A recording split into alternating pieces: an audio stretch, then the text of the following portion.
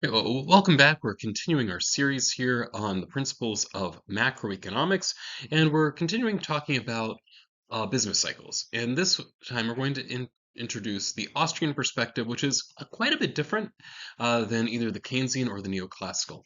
So let's get into it.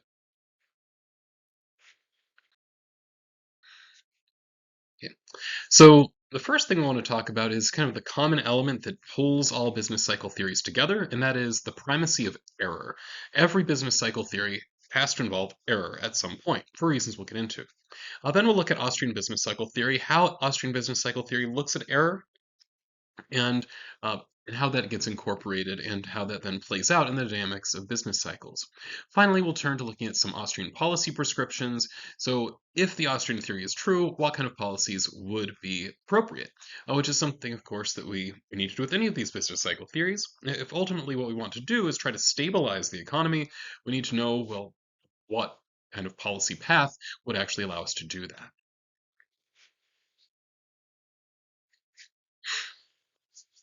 So I want to compare first two conceptions of the economy. So the first conception of the economy is that captured by the aggregate supply, aggregate demand framework that you'd find in either the Keynesian or neoclassical views.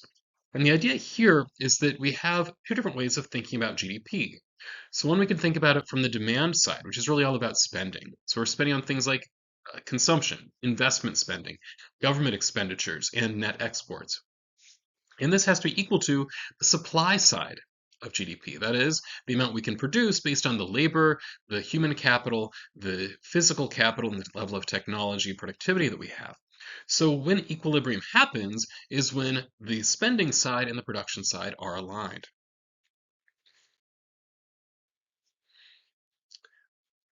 Now, in the Austrian view, the conception of the economy is quite a bit different. And the emphasis on the Austrian view is to think about production as being organized across time in various stages. We call it these stages of production, right? So we think about it, say if we start from the final goods we produce, our consumer goods. Right? Consumer goods are produced from some set of capital goods and labor. But then that set of capital goods didn't just exist in nature, right? We have to go back another step, and that is those capital goods are produced from other capital goods, right? And also labor as well. And that set of capital goods again was produced from another set of capital goods, and this continues, right? As we go backward through time, we find capital goods, capital goods, capital goods, until finally we're down to something we produce from labor alone. Now note here I am abstracting away from natural resources, so labor is working with right natural resources in all of these stages as well. But what it all boils down to is that there is eventually some original stage where it's really just labor acting on nature. So then what does equilibrium look like in this type of conception of the economy?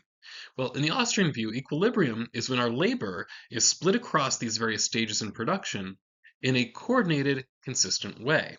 That is to say that we're doing labor, say in that first stage, early stage of production, it's producing something, a certain amount of capital. This capital gets passed to the next set of laborers, and it's the right amount of capital for the right laborers producing the right goods, right? So it's all about coordinating the labor as it is done across these different stages of production, whether it be from research and development, one of the earliest stages, all the way down to uh, retail sales.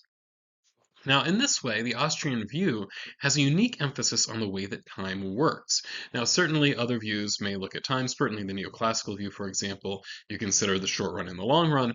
But here, time itself is really, really important and that we have to coordinate across time. So it's not just that we move from the short run to the long run, but rather we think about how what happens at one point in time relates to what happens at another point in time in a way that can either create coordination or discoordination. So where does error come in as being the primary thing? Right, well, in aggregate supply and aggregate demand frameworks, the reality is that cycles only really occur because of lags in our expectations. That is to say, right, suppose that we had some change in aggregate demand that's perfectly foreseen, right? We know what all of the effects are going to be. Well, in that case, we wouldn't expect for there to be a cycle.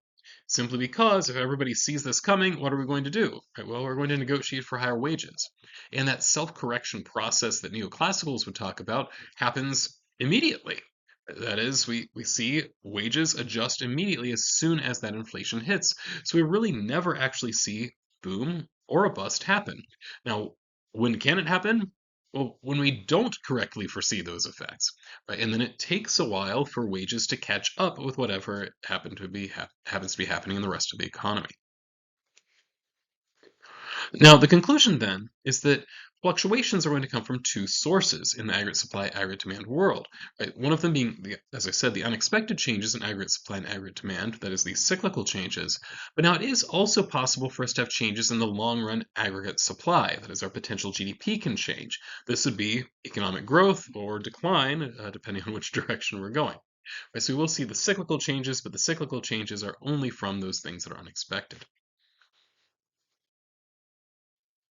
Now, the Austrian view is a little bit different, and that is that the reason we get fluctuations in the economy is because of misused resources. That is, we're using resources in a way that is not going to be sustainable because, well, in effect, there isn't demand for the goods that we're producing. Now, this is only going to happen if entrepreneurs are making errors. So, that is another point about the Austrian view, in that it really elevates the role of the entrepreneur in how they organize economic activity. It's not something that is simply automatic. Entrepreneurs are making judgments about which types of projects they need to undertake. So, since entrepreneurs don't want to use resources unprofitably, sensibly, if we hit a point where entrepreneurs are unprofitable, a mistake was made. So, that is where we know that errors have to be the center here.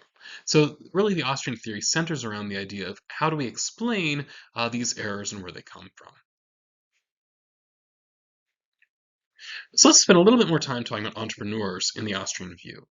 So, now entrepreneurs are those decision makers who decide what is produced and how we produce it. So, what resources are used to create which products? Now, these products could be consumer goods, they could be capital goods. Now, the basic idea is that entrepreneurs are going to base their decisions on expected profit. So if I expect really big profits from a particular project, then I'm more likely to invest in that project and likely to invest more in that project. Now, entrepreneurs are not perfect, right? They could be correct, right? A lot of the time they are correct, or at least reasonably close to correct. But at the same time, they can overestimate or underestimate what they expect profits to be. Simply to say, entrepreneurs can commit errors. That is part of the decision-making process. We're not perfect. So I just want to make an observation then about entrepreneurs and error. That is, when entrepreneurs overinvest in a business, resources get wasted. Right, so how does this work? Right, well, an entrepreneur thinks that a particular investment is going to turn out very well. So they invest a lot of resources in that particular line of production. Problem is that at the end of the day, the demand isn't there for the product. Now, because we've now used resources to produce this product, or at least make steps toward producing that product, these are not going to be perfectly recoverable. Right, so the reason being that resources are generally somewhat specific in their use. That is, you can't do anything with anything. Right, you need to be more specific. Right, so and another thing that happens is that as the production process continues, your resources tend to get more specific as they go. So, as a simple example, that is, if you have just raw iron, when you think about all the things that can be made out of it through a production process, so it's going to take time, it's going to take other resources, but there are loads of things that you can do with just pure raw iron. But once we process that iron into steel, now the number of possible uses has narrowed significantly because there are some things you could have done, right, with the original iron that you can no longer do because you've already processed it into steel. Now, when you look at steel, right, it has more uses than, say, the hood of a car that's made out of steel. Right, so the further we move along the productive process, the narrower and narrower set of options are available to us. Now, what this means then is that if we make this error of over investing in a particular business, we're going to create waste. Because after all, if I produce a bunch of hoods of cars and people don't want cars, the hoods are pretty much worthless. Right? But the amount of waste that we create, is greater if it takes longer for us to reveal that error. So if I start by, okay, I know I want to produce hoods of cars, so we're going to go out, we're going to mine some iron, we're going to process it into steel. If it's during the steel production phase that we realize that people don't actually want cars, we're still probably okay, right? Because we can take that steel and make something else. But if we've already produced the hoods of a car, then we're really stuck. Right? That's a lot of resources that can go to waste. Right now, a quick note about this, that if this particular type of error of overinvestment is universal, then we just literally won't have enough resources for everyone to be able to finish their investment projects because everyone is trying to invest in resources that simply aren't there.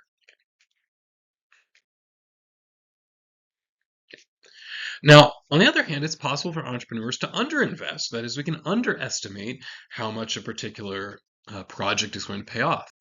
Right. Well, in that case, again, resources are wasted, but not quite in the same way. Because here it's not so much that, oh, we took that iron, we used it to make steel, we used that to make out of a car. Oh no, nobody wants a car. Instead, it's more that resources just kind of sit unused if this is a widespread error. So we have lots of resources that go unused because people don't actually think they're very valuable. Then we find out they are valuable and we can bring them into use. Now, it's also possible this might be a localized error where, say, just one set of entrepreneurs or one industry makes this mistake. Well, in that case, we see resources that would have been used in this particular line of production being used in other less profitable lines of production. Right? So that's not quite as big a deal.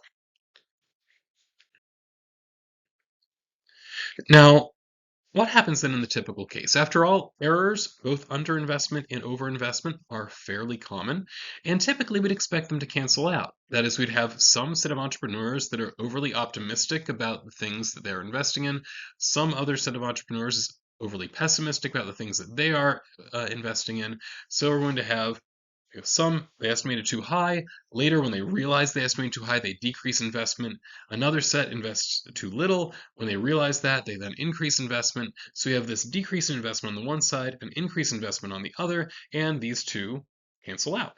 Right, so we end up then with the overall level of investment changing very little as errors happen. Yeah, some resources get misallocated, but usually tends not to be for very long, and kind of the overall macro effects are fairly small. Now, this leads to a really important result if we're thinking about business cycles. For a business cycle to occur, it has to be that we don't have these errors canceling out. That is what we need to see is a lot of people over-investing at the same time and then having to correct that later on. So what we need is lots of errors in the same direction. This is what we call a cluster of error, and that is what's required for business cycles. Now, I think it's worth noting, Keynes actually suggested this kind of thing would happen due to animal spirits, but he tended to take the view that in a depression our entrepreneurs are excessively pessimistic. He didn't so much see the possibility that they'd be excessively optimistic very often. Now, it is also important to remember that the multiplier, which we talked about when we talked about the Keynesian perspective, multiplier alone is not enough. After all, right, if I'm increasing investment and you're decreasing your investment, those will cancel out. So take the multiplier, you multiply it by zero, we don't actually get any impact, we don't get any instability, we don't get any cycles. What we really need is a lot of errors in the same direction. That's really the key. Now, Austrian business cycle theory gives a different explanation for why we see errors in the same direction that do not cancel out, but more on that a little bit later. Just kind of a hint, it has to do with overestimating what future demand is going to look like. So to really understand the Austrian view, we need to think about sustainable growth versus unsustainable growth. So on the one hand, you have growth in the economy that could potentially be sustainable. Now, what makes growth sustainable in the Austrian view is that it's built on a foundation of correct expectations. Right? So as long as my expectations are being fulfilled when I make my investments, I have no reason to stop making those investments. Right? So any growth that happens should continue to grow. On the other hand, unsustainable growth would be growth that is built on a foundation of error. That is where people expect things to be really good. We make these investments, but then they turned out not to be as good as we hoped. So first, let's kind of lay out the details for sustainable growth. So with sustainable growth, the first thing that happens is that people become more future oriented. Right? So we're more interested in the future, and as a result, right, we decrease our consumption and increase our savings. That is, we set aside resources for the future. And what this does, this frees up actual resources. We don't have to produce as many consumer goods as before. Another effect of this is that it lowers interest rates, right? Since I am now increasing savings, that means there's more money available to be lent out into credit markets. So the price of those funds is going to fall. Another way, interest rates are lower. Now, these lower interest rates have a couple of important effects. Right? One is that it tends to increase investment. Right? So on the one hand, right, we are decreasing consumption that frees up resources. Lower interest rates then increase investment, which will soak up right, all of those freed resources. So resources get pushed out of producing consumer goods toward producing various investment or capital goods. Another thing that happens, which I'm not going to go into all the details here, is that investment will tend to be focused on long-term projects. Now, if you're familiar with the present value equation, then you'd have some understanding of why that would be the case. But it really boils down to the fact that long-term projects tend to be more interest rate sensitive than short-term projects. So we see an increase in investment, and specifically an increase in investment in long-term investments. So things like building housing and office buildings, skyscrapers, these types of things, very long time frames. We'd expect these things to pay off. Right? These are the types of investments we'll see. Similarly, investments in research and development we'd expect to see at the same time, because research and development is the first stage of producing a new product, and therefore it's going to take a while for the thing to pay off. So that's another kind of thing we're going to see. Now, there's additional reading about this if you want more details. I would highly recommend Paul Swick's book, Austrian Business Cycle Theory and Introduction. It's a fairly short book. I think the text of it is something like 65 pages, maybe slightly less than that. And it does talk about this idea of sustainable versus unsustainable growth in the context of Austrian business cycle theory. In any case, in a sustainable growth universe, the result we get from this additional savings and decreased consumption is to get more investment projects and longer investment projects. What this then means is that in the future, those investment projects, when they finally come to fruition, they're going to give us more consumption goods in the future. And not only that, at the time when those consumption goods become available, consumers will have the savings available with which to buy them. Right? So we have everything is well coordinated. Savings creates the investment creates future consumption, and that same savings allows us to purchase the future consumption. Right? So, what about a graphical framework? Could we do this? Well, the reality is that the typical aggregate supply, aggregate demand framework uh, does too much aggregation to really capture this. After all, we need to kind of parse out consumption versus investment. We need to think about the length of production processes. We need to think about credit markets, right? So we have all of these elements which get covered up entirely by aggregate demand or aggregate supply. So let's put together a graphical framework using the structure of production. The structure of production captures the value of goods as they move through the production process. We'll also want to have a sustainable production possibility frontier, which captures the trade-off between consumer goods and investment goods based on available resources. And then finally, we'll want to think about the credit market, capturing our saving and borrowing behavior. Right, so it's really these three different graphs that are going to be interacting with each other to understand this framework. Now, some of these slides here, I mentioned Paul Swick's book. These are from that book, right? So just so you know, giving credit where it's due here. Right, so these are those three elements. So in the upper left quadrant, we have the structure of production. You can see labeled SOP. Right, so the horizontal axis is time, and as you move from left to right, you move from early in time to late in time, and that is showing as resources move through the production process, they are gaining in value as they go. Until you end up with some level of consumer goods that would be labeled in this case as C0 along the vertical axis. Next to that, in the upper right quadrant, you have the production possibility frontier showing the trade-off between consumer goods on the vertical axis and investment goods on the horizontal axis. And then finally, in the lower right quadrant, you would have the loanable funds market. The loanable funds market captures saving and borrowing, which will then, because we know saving is going to fund the investment, right, that would then relate right to the graph above. So what we should see happen, right, is that consumption on the vertical in those upper two quadrants, right, that should move kind of the same direction, either they're both up or both down, and you should see investment along the horizontal axis, again, move either right or left, in both the loanable funds market and also in the production possibility frontier market together. Right? So let's see what happens when people become more patient, right? They set aside resources for the future. Right, so what happens? Well, first thing we see is an increase in the supply of loanable funds, that is, increased savings, as people are willing to save additional money. What does this do? Well, it lowers interest rates and increases the amount of saving and investment that would occur. So that is loanable funds market starting things off. Then, what is the effect on the production possibility frontier? Well, increased savings means we're going to have less consumption. At the same time, we have increased investment, right? So we're moving down and to the right to a lower level of consumption, a higher level of investment. Now, read that over into the structure of production. And we have a lower level of consumption, right? So that vertical portion, right, is a little bit lower. But at the same time, because we're investing for the future, the amount of time that we're willing to devote in those really long projects has increased. So we should see a lengthening of the structure of production. So we're going to see a lot of money in that investment going into things like research and development, for example. Right. So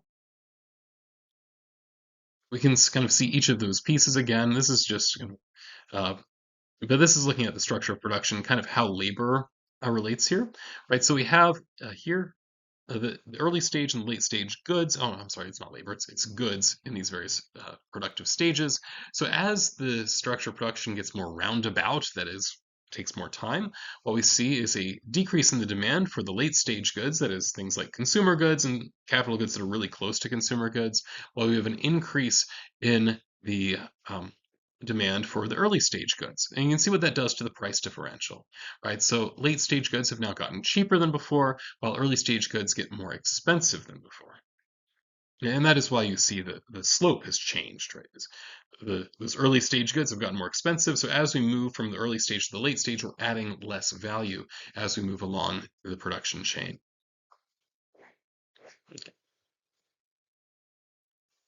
Now, this is a point that Paul Swick makes, is that when we look at schools outside the Austrian school, you tend not to see so much emphasis on the structure of production. As a result, you don't see a lot of emphasis on the fact that there is a change in the factors as they are divided up into these different stages. So the economic growth, let's put it all together. Right, so we have this new savings tends to lower the interest rate and increase the amount of investment while we lower the amount of consumption that we do. That changes the structure of production, making us more future oriented. So we have more investment in the early stages of production that will pay off eventually, given enough time. Right? Then, because we've invested more in the future, we can produce more in the future as well. So the production possibility frontier will expand outward, allowing for both, right, more investment and then also more consumption at the same time. The way that gets reflected in the other quadrants is something like this. Right, so on the one hand, we'll see an increase in the demand for loanable funds. This is additional borrowing that happens because we have new businesses being founded. That is going to tend to push interest rates back up near their original level. And at the same time, we're going to see changes in the structure of production as we now have more consumer goods available than we originally had. And at the same time, we're investing more than before as well. So we have a longer structure of production and also a taller structure of production as well.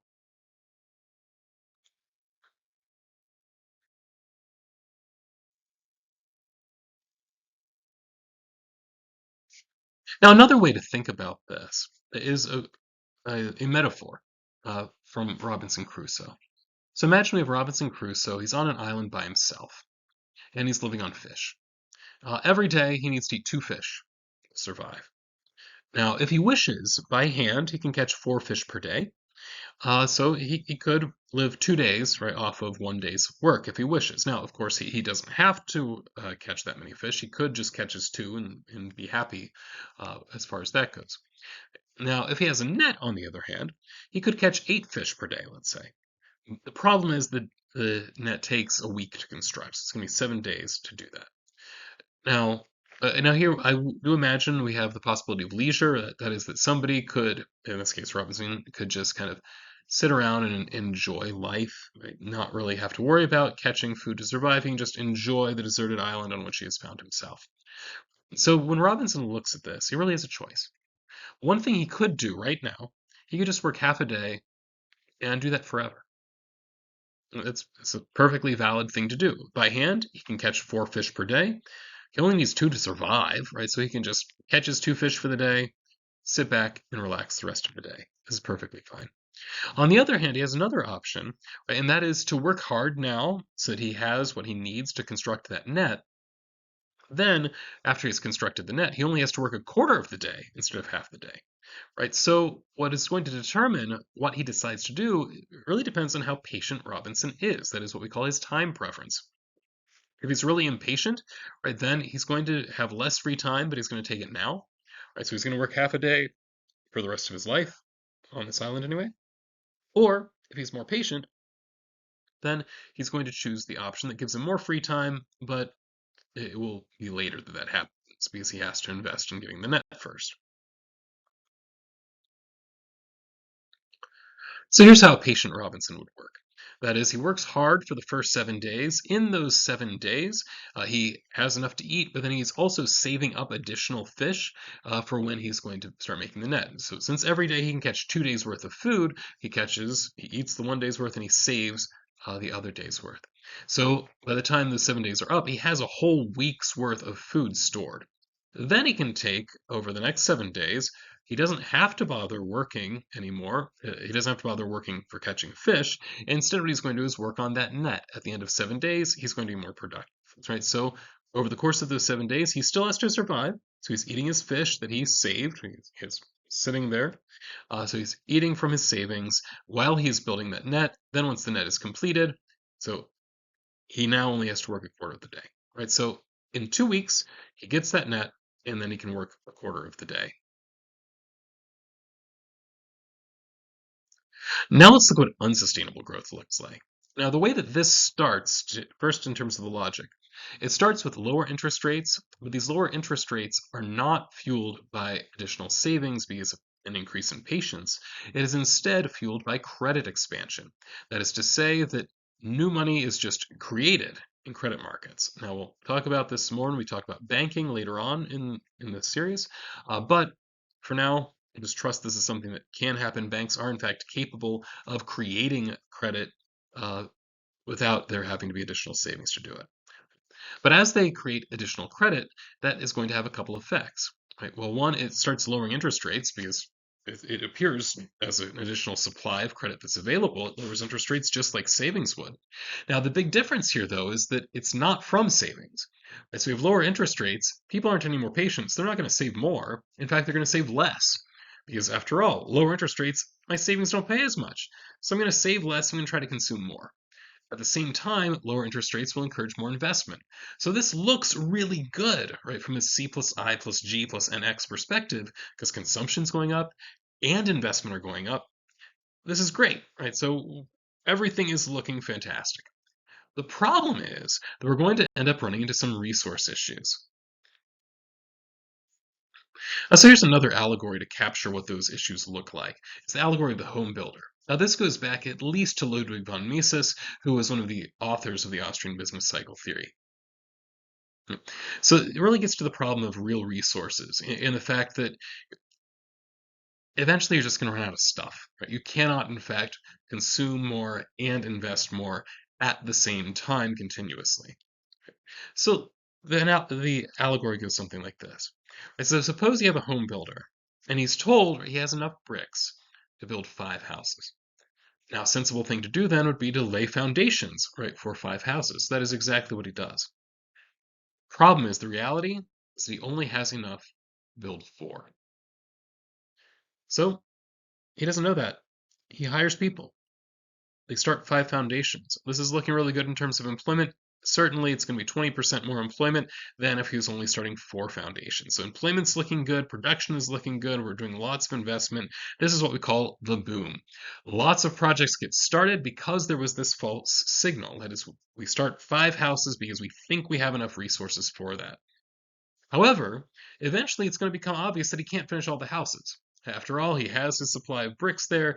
As they're getting used, he's going to watch that supply dwindle, and eventually it's going to strike him. He says, wait a minute, wait a minute.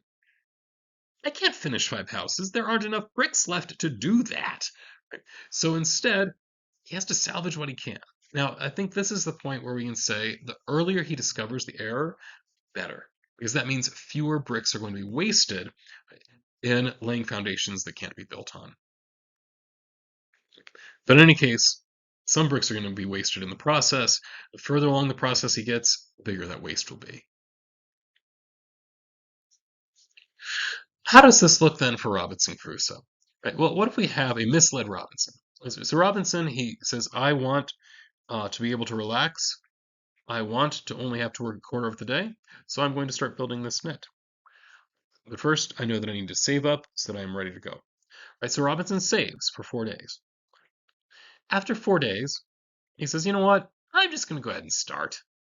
Right, so he goes ahead and starts. The problem, it might be because John Maynard Keynes tells him, oh, if you just start building that, investment's going to have a multiplier effect or something like that. Maybe that's what's going on here. But in any case, right, he begins the net after 4 days. But then when he works for 4 days, he runs out of fish. Right? Once he runs out of fish, now he has to abandon the net and go back to fishing again. Right? So this is really his choice, right? If he tries to do this, he has to abandon the net. I mean, I suppose he could starve. That is an option, as the slides are reminding me. He could starve, but I think abandoning that would be the reasonable thing to do at this point. And this is exactly what would tend to happen in the economy. If we try to start too many investment projects, we don't have the resources set aside to complete those projects. Eventually, we have to abandon some of them, right, if we're going to be able to continue. So this is the crisis point, and that is we have higher consumption, higher investment. We cannot do this forever. It is not sustainable. Something has to give. Now, this is made worse by the fact that C, the consumption is of current goods, but the investment part is increasing production in the far future. Remember, the way that investment works is that when we see lower interest rates, we tend to make investments in long-term projects, not current projects. Right? So there's this time mismatch. What ends up happening then is that the middle stages start running short of resources, right? So we're producing a bunch of immediate consumption goods because people want those. We're also producing a lot of the really early stage stuff as well because investors want to invest in that. But it's those middle stages between the two that are not seeing that many resources devoted to them, which means we're going to run into problems, right, once those resources should be coming into consumption.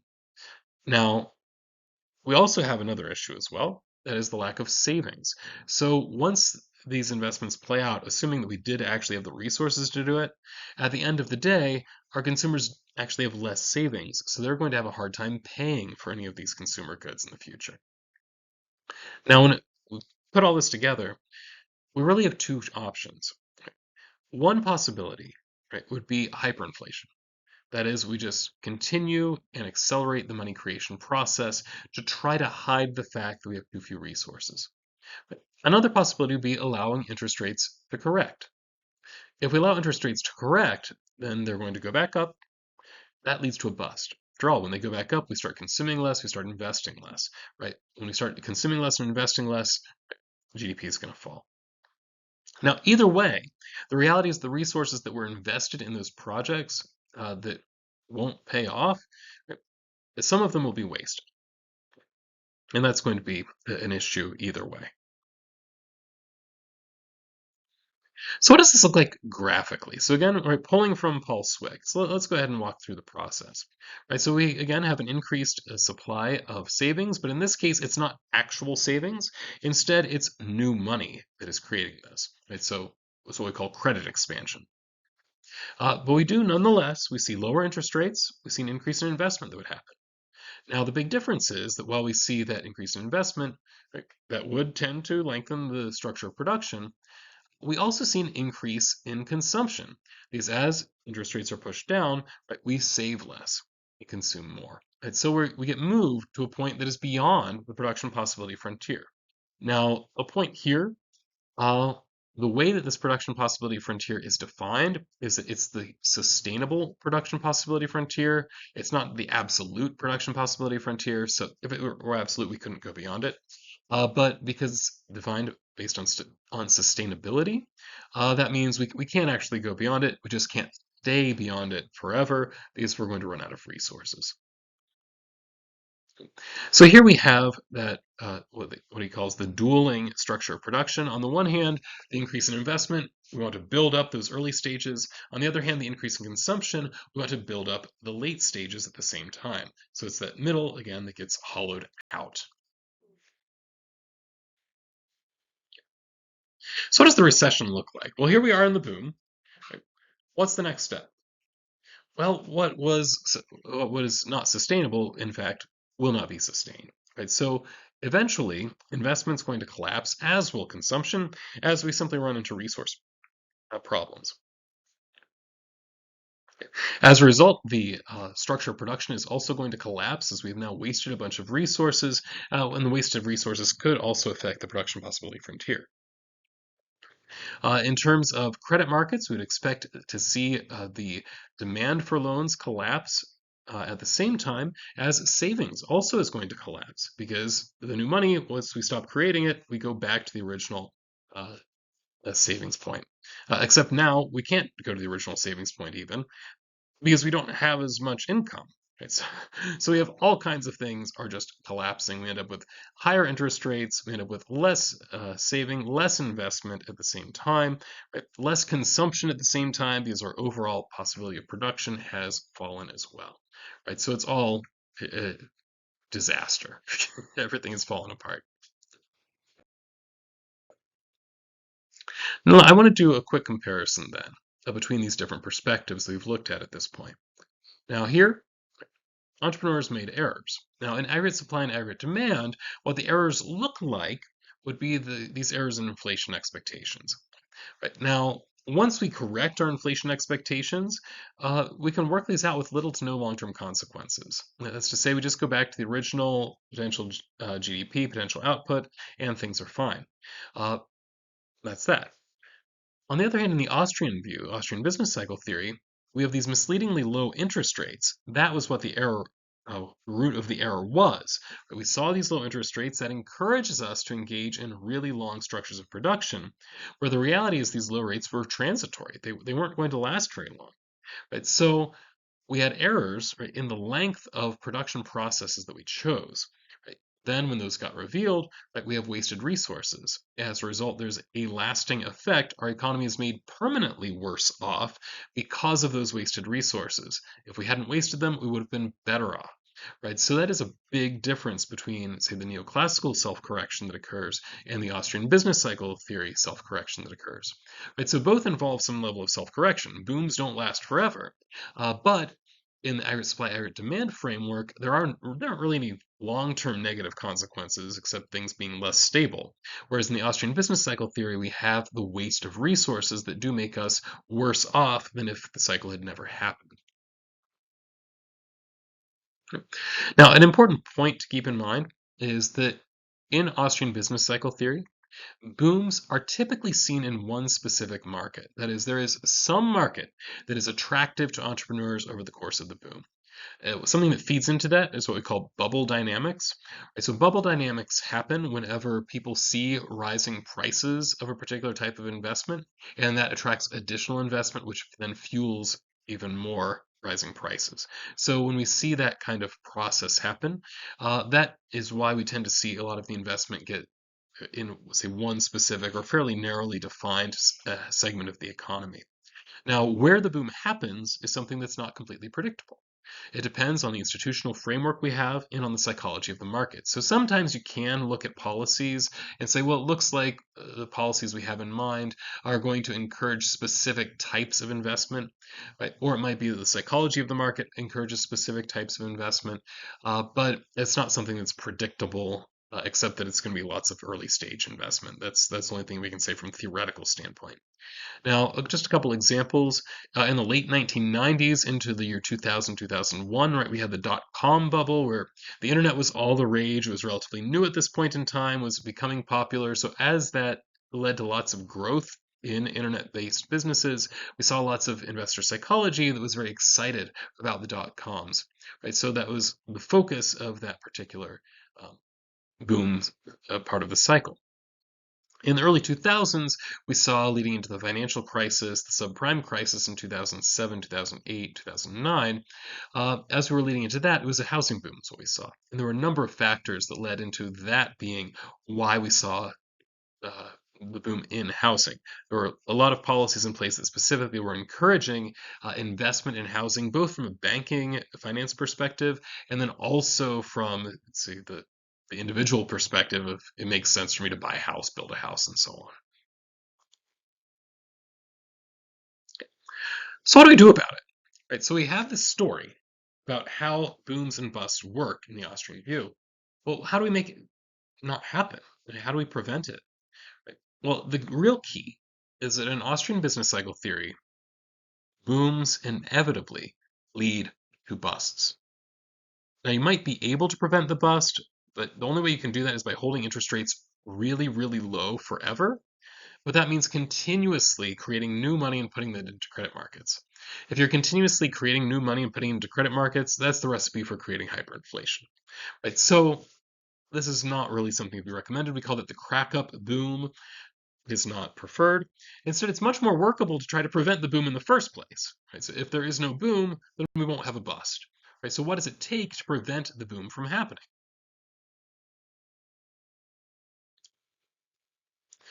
The real key is fixing the banking system. After all, the way the boom happens is the creation of additional credit through the banking system.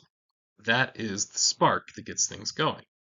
Right? So one thing, the central bank shouldn't have an interest rate policy. Just let societal time preferences prevail. Let natural savings decisions that people are making and investment decisions that people are making determine what interest rates look like. I think it's fair to say that most Austrians see the central bank as harmful, or at the very least, it's unnecessary in its monetary policy function. Now, a number would actually say we shouldn't have a central bank at all, right? But at the very least, monetary policy function is something that should be done away with.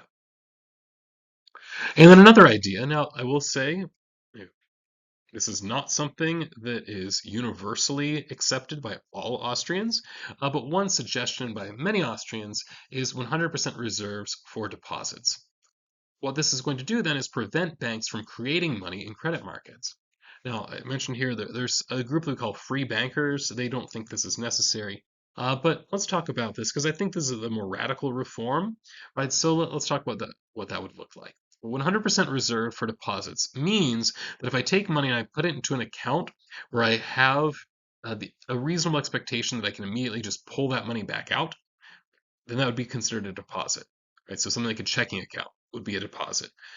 Some savings accounts might be considered deposits as well, right? So in this case, 100% reserves means that when I put that money in the bank continues to hold that money. They don't turn around and then lend that out. So this is very different than how banks operate today. So then, if this is what we do, how do we get projects funded? Well, it turns out there are lots of ways that we fund projects already. It's not all through bank loans, right? So, for example, there's nothing preventing having something like a bond market or a stock market, having something like mutual funds, where I buy shares in the mutual fund, and then that mutual fund can take the money that I have invested and package it in loans, and then start lending out. This is perfectly fine, right? So this is really kind of the dichotomy that I would imagine. We'd have deposit institutions, they hold 100% reserves. You'd have to pay them a fee for doing this, a fee for safekeeping, that kind of thing. Maybe they handle all of this through the sales of checks or something like that, or whatever kind of fees that might be. And then on the other hand, you have mutual funds that would actually be able to pay investors a return, but you're not guaranteed getting your money back. There is the acceptance that you might in fact lose it, which is very different than when I put money in, say, a checking account. When I put money in a checking account, I assume that it's all going to be there. Right? And in fact, it's legally all going to be there because it's covered by FDIC insurance. Right? So that, right, creates this mixing, right, of these functions. Now, I would note this idea of 100% reserves for deposits is not unique to the Austrians. There are some non-Austrians who have suggested the same thing. Milton Friedman famously is one that has suggested this as an important reform. Now, his reasoning for it was a little bit different than the Austrian, but he was more interested in the ability to control the money supply and not letting it like it's be too variable, as can be the case when banks have a lot of ability to create money. Edward Prescott is another one, definitely not an Austrian, but nonetheless he is supportive of 100% reserves for deposits as well. Okay. So how does this work? I already mentioned this a little bit, but just to make sure that we get it all down, but we're effectively talking about a dual banking system, right? So you'd have two different types of functions and they'd be funded in different ways, right? So deposits, they're defined by being guaranteed in monetary value over time. Right? So when I put $100 in there, I'm guaranteed to get $100 back out minus any fees that I have to pay, right? So that means 100% of that is held in the vault in effect. So naturally, the way banks make money from this would be charging some kind of fees, whatever that happens to be. Now, the other side of banking would be the lending side. The lending side is not going to be connected with the deposit side, so very different than our current system. So again, shares and mutual funds will fund that. These shares don't have any guaranteed value. They are by nature risky. You may possibly lose everything if the bank if the institution makes bad loans. Right? If the mutual fund lends the money out, everybody goes bankrupt, they don't get any money back, you lost your investment. And that is the way that mutual funds work. So nobody would be really surprised by the fact that this is risky. Now the idea, of course, is you're going to diversify your investments so you won't go bankrupt most likely, but nonetheless, it is a possibility. The shares then would pay some combination of dividends, right, or possibly even interest, depending on the way they want to structure this.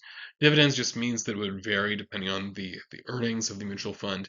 Interest just indicates that it would be some kind of guaranteed payment, and then you might have the profits just getting reinvested or something like that. All right, so that's the idea. We have these two pieces to the banking system, and we separate them with 100% reserves.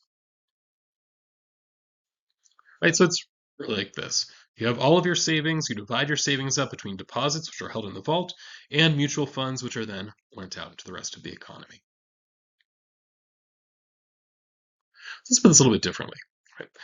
The type of system we have now in the world, right, is what we call fractional reserve banking. And from the 100% reserve banker's view, fractional reserve banking confuses two acts. One of those acts is money holding, where your desire is to have money. The other is to save for the future. Right? These are two different things. Right? I do not want to, like when I'm sticking money in my checking account, I'm not planning on that being there for retirement. It's too far away. Right? So instead, what we want to do with 100% reserve banking is separate those two. Right? So when we think about the question of if I take $100 and I deposit it in my checking account, what am I doing? Am I trying to hold money or am I trying to save for the future? In fractional reserve banking, they treat these as the same thing. But it may be different. After all, I might be just holding money, right, to buy books soon, or right, I might be saving for the future at that. Right? Which of these two I'm doing changes whether it should be lent out. If I'm going to be buying books in the next month, that $100 should really stay in the vault because after all, I'm going to be taking it back out in a matter of weeks. Right? On the other hand, if I'm just going to keep the $100 there in effect forever, or at least for decades, it may as well be lent out. Right? So the fractional reserve banking system makes it very difficult to tell which purpose is being served with any particular dollar. Whereas 100% reserve banking gives us more clarity by dividing the two acts. Money holding happens in a deposit account that does not get lent out. Meanwhile, that deposit account does not pay you interest. So it makes sense you only put money in there if you're going to need it somewhat soon. However, if you're saving for the future, you do that in mutual funds, which do pay you some kind of return. That is the money that gets lent out. Now, I want to finish up with just a few criticisms of Austrian business cycle theory, just so you're aware kind of where the disagreement is related to this theory. One was Milton Friedman, who I mentioned before. He likes 100% reserves. He does not like Austrian business cycle theory. He has said, here's the quotation, it is, I believe, false. The reasoning behind this, just so you know, is really empirically based. That is, he looks at what the data looks like, and when he looks at the data, what he sees cycles that look more like the economy is kind of going along its typical path, and then it collapses and then recovers back to its typical path. Right, so he really sees the cycle as being a bust recovery process empirically, though he doesn't really tell a huge story about that. But nonetheless, bust recovery is the main idea, where he doesn't see a boom correction kind of process, right? So it's really an empirical claim as to why he believes this is false. A pair of economists, Paul Krugman and Brad DeLong, suggest that when you look at consumption and investment in the real world, you measure these things, what you find is a positive correlation between the two. And according to Paul Krugman and Brad DeLong, this should be negative if the Austrian theory is true. After all, when we talked about the sustainable growth, the way that works is that people consume less and invest more, right? But that's not what we see. Instead, we see people investing and consuming more at the same time. Now, another question that comes up, according to Krugman and DeLong, is well, why is it that unemployment would happen? That's not something that's obvious in Austrian business cycle theory. But after all, I mean, maybe we get unemployment because wages are sticky. But if wages are sticky, then why don't we just go with the Keynesian story? Right? So the story, according to Krugman and DeLong, needs some explanation for unemployment. And in their minds, if it's really just a frictional thing, right, that is the restructuring of the economy, so you lose your jobs here, it takes a while for you to find a new job. Well, in that case, we have a restructuring of the economy during the boom and during the bust. So why is it we only see unemployment during the bust part and not during the boom part? Would be the question they would ask. Then finally, another person, Brian Kaplan. Brian Kaplan is one very familiar with the Austrian view. He largely got into economics through the Austrian school, but upon further reflection, what he suggests is that the problem with Austrian business cycle theories, he thinks that there's a certain inconsistency in it, and that is that it requires that entrepreneurs make systematic errors. And by systematic errors, what he means is errors that should be foreseeable.